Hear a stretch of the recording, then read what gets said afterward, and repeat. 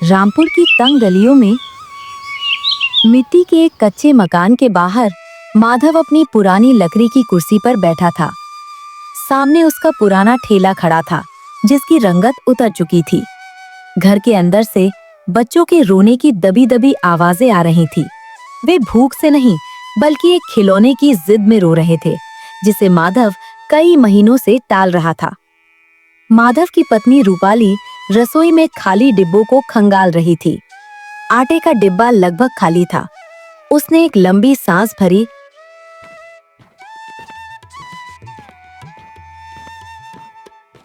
और बाहर आकर माधव के कंधे पर हाथ रखा। जी, खाना तैयार है। आज थोड़ा ही बना है, पर बच्चों का मन बहल जाएगा। माधव ने उसकी ओर देखा। उसकी आंखों में बेबसी का समंदर था। रूपाली, आज पूरे दिन में सिर्फ 3 प्लेट चिकन बिका। लोग अब मेरे ठेले को देखते तक नहीं। सामने वाली गली में शान पंजाब होटल खुल गया है। वहाँ की रोशनी और ठाट बाट के आगे मेरे इस मामूली ठेले की क्या औकात। मुझे डर है कि साहूकार कल घर की कुर्की ना कर दे। रूपाली ने माधव का हाथ अपने हाथों में लिया। हार मत मानिए, हमारी ईमानदारी ही हमारी सबसे बड़ी पूंजी है। सुना है कि नीलकंठ पहाड़ी पर एक महात्मा आए हैं जो दुखी मन की मुराद पूरी करते हैं। कल सुबह मैं वहां जाऊंगी, आप बस विश्वास रखिए।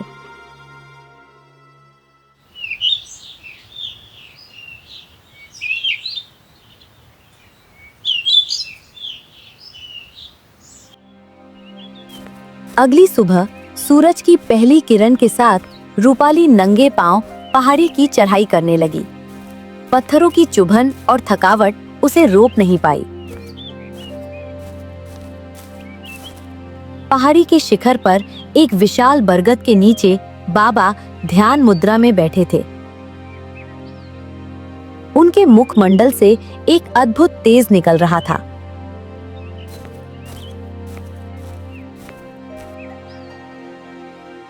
जब बाबा ने आंखें खोली तो रूपाली उनके चरणों में गिर पड़ी। बाबा, हम बहुत संकट में हैं। मेरे पति दिन रात पसीना बहाते हैं, पर हमारे बच्चों को 2 वक्त की रोटी भी नसीब नहीं हो रही।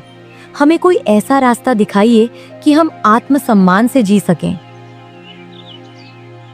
महात्मा ने रूपाली की आंखों में देखा।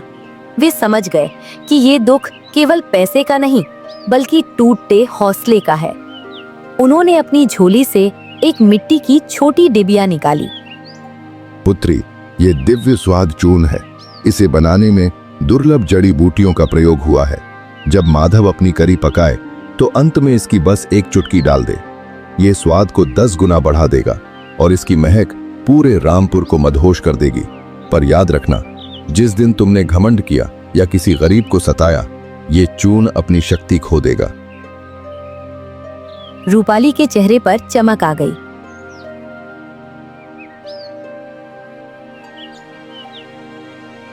वो बाबा का आशीर्वाद लेकर घर की ओर दौड़ पड़ी।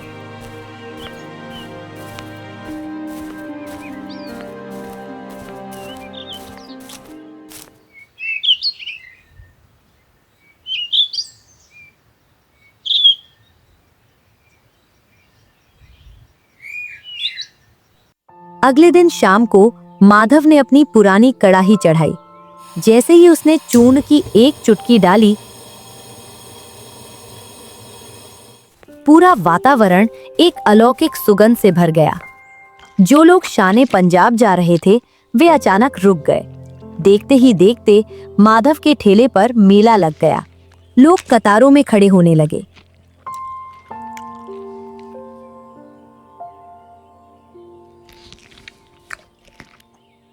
माधव और रूपाली की मेहनत सफल होने लगी।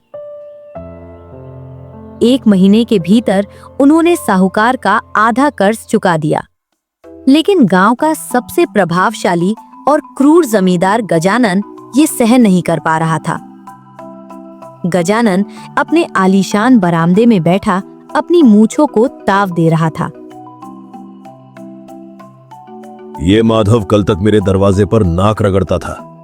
आज इसके पास शहर की गाड़ियां आ रही हैं। इसकी तरक्की की जड़ का पता लगाओ। उसके वफादार नौकर ने फुसफुसाते हुए कहा, मालिक, इसकी पत्नी उस ठेले पर एक छोटी डिबिया रखती है, वही इसका असली जादू है। यदि वो डिबिया हमारे पास हो तो आप पूरे जिले के बेताज बादशाह बन जाएंगे। जमींदार की आंखों में लालच की चमक आ गई। कल शाम मैं खुद माधव के ठेले पर जाऊंगा। एक ऐसा जाल बिछाऊंगा कि वो अपनी मर्जी से सब मुझे सौंप देगा। शाम का वक्त था। माधव खुशी खुशी चिकन करी परोस रहा था। तभी जमींदार के लठैतों ने भीड़ को हटाना शुरू किया। जमींदार गजानन हाथी जैसी चाल चलता हुआ ठेले के पास पहुंचा।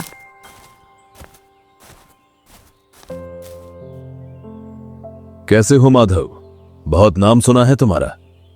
आज मैं और मेरे मेहमान तुम्हारी करी का स्वाद चखना चाहते हैं। माधव ने हाथ जोड़कर कहा, मालिक, ये मेरा सौभाग्य है। मैं अभी आपके लिए प्लेट लगाता हूँ। नहीं माधव, मुझे प्लेटों में नहीं चाहिए। आज मेरे घर बहुत बड़ी दावत है। मैं चाहता हूं कि तुम आज का अपना पूरा व्यापार और सारा माल मुझे अभी इसी वक्त बेच दो। जो कीमत कहोगे वही दूंगा। मालिक, आज का पूरा माल और मेहनत के 500 रुपए दे दीजिए। जमींदार ने तुरंत जेब से कड़कते हुए नोट निकाले। ये लो 500 रुपए। पर माधव, गवाहों के सामने ये वादा करो कि तुम मुझे ये सब उसी हालत में दोगे जिस हालत में ये अभी है। सौदा पक्का? माधव सीधा आदमी था। उसने सोचा आज जल्दी छुट्टी हो जाएगी। पक्का मालिक, जैसा है वैसा ही आपका हुआ। जैसे ही माधव ने पतीला उठाना चाहा, जमींदार ने उसका हाथ मरोड़ दिया। ए नीच, इसे हाथ मत लगा। सौदा हो चुका है। तूने कहा था जिस हालत में है। करी अभी पतीले में है। पतीला इस चूल्हे पर है। चूल्हा इस लकड़ी के ठेले से जुड़ा है और उस ठेले के दराज में वो चून की डिबिया है। इसका मतलब ये पूरा ठेला और जादुई चून अब मेरा है। माधव के पैरों तले जमीन खिसक गई। नहीं मालिक, ये तो अन्याय है। ये ठेला मेरी रोजी रोटी है। अन्याय? ये तो व्यापार है मूर्ख। अब यहां से दफा हो जा, वरना तेरी हड्डियां तोड़वा दूंगा। जमींदार ठहाका मारकर हंसा।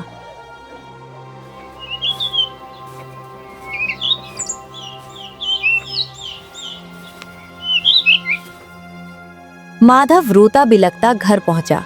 उसकी हालत देखकर रूपाली का कलेजा फटने लगा। जब माधव ने सारी कहानी सुनाई तो रूपाली के अंदर की ममता एक रणचंडी में बदल गई। उसने हमारे साथ छल किया है जी। वो समझता है कि गरीब केवल रोना जानता है, पर वो भूल गया कि गरीब के पास स्वाभिमान और बुद्धि भी होती है। आप बस कल का इंतजार कीजिए। पूरी रात रूपाली सोई नहीं। उसने अपनी माँ से मिली आखिरी निशानी, एक सोने की नथ निकाली और उसे बेचकर एक नया पतीला और भट्टी तैयार की। उसने नए सिरे से मसाले तैयार किए और ठीक उसी जगह पहुंची जहां जमींदार ने अपना नया शाही काउंटर शुरू किया था। जमींदार वहां बैठकर माधव के पुराने ठेले और जादुई चून से पैसे कमा रहा था। रूपाली ने अपनी नई करी की महक फैलाना शुरू किया। जमींदार को लगा कि ये कोई नई प्रतिद्वंदी है। वो गुस्से में रूपाली के पास पहुंचा। ए औरत, यहां दुकान लगाने की हिम्मत कैसे हुई? ये इलाका मेरा है। क्या बेच रही है तू?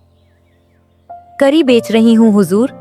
ऐसी करी जो आपकी इस चोरी की करी से 1000 गुना बेहतर है। चखना चाहेंगे? जमींदार ने अहंकार में एक निवाला चखा। स्वाद ऐसा था कि उसे अपनी हार महसूस होने लगी।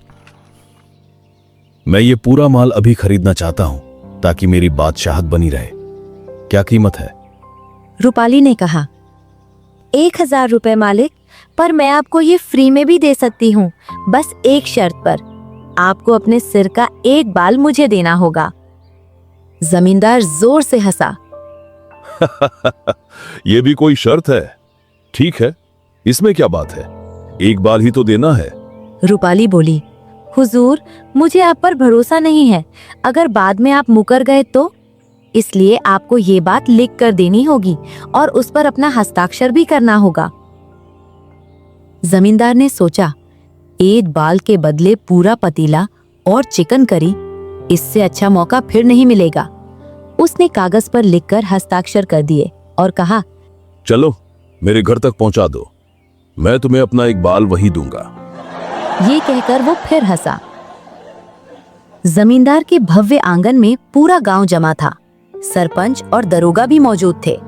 जमींदार गरज कर बोला, लाओ, अब ये नया पतीला मेरा हुआ, और ये लो मेरे सिर का एक बाल भी। रुकिए मालिक, पहले वो कागज पढ़ लीजिए जिस पर आपने हस्ताक्षर किए हैं। जमींदार ने कागज पढ़ा। उसमें लिखा था, जमींदार अपना सिर का एक बाल उसी हालत और उसी स्थान से देगा जैसे वो अभी है। ये पढ़कर जमींदार सन्न रह गया। अरे ये तो धोखा है, तुमने मुझे ये सब नहीं बताया था। रूपाली शांति से बोली, नहीं मालिक, ये धोखा नहीं, शर्त है, और शर्त के अनुसार बाल उसी जगह और उसी हालत में होने चाहिए जहां वे अभी हैं। आपके बाल अभी आपके सिर से जुड़े हैं और सिर आपके शरीर से। भीड़ में सन्नाटा छा गया। रूपाली ने एक तेज चाकू जमीन पर रख दिया और बोली, सरपंच जी, अब न्याय कीजिए।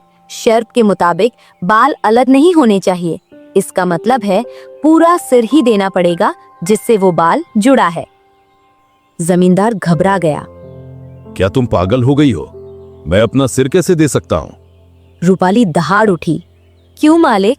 जब आपने मेरे पति माधव का जीवन, उसका ठेला और उसका भविष्य शर्त के नाम पर छीन लिया था, तब तो सब ठीक था। आज जब आपकी बारी आई तो डर लग रहा है।